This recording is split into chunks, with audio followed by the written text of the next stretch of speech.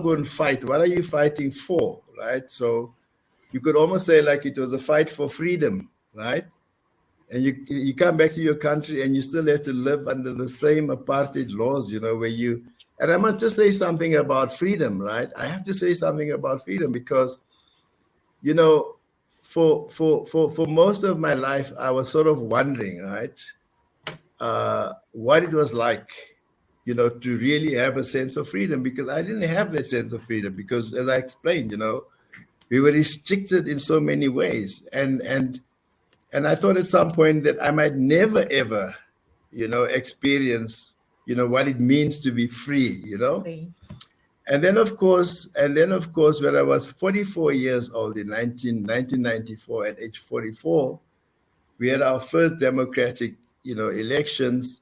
And I can truly, truly say, I mean, for me, it's hard to describe, just the feeling, and the emotion, because I could honestly say that it was the first time, up to that age 44, where I could say, now I know what it means to be free. And to this day, I value that freedom because I also know that we paid a heavy price, for that freedom. We really paid a heavy price.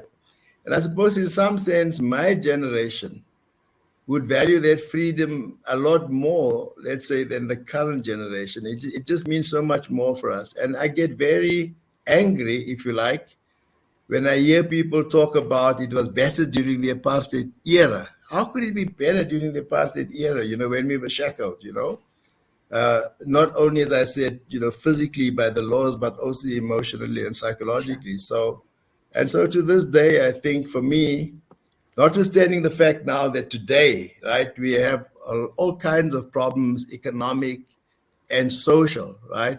I will never anchor back to the apartheid era or the colonial era, And once you've gone through the kind of hardship that my generation's gone through and the earlier generations have gone through, we are not, how could I put it,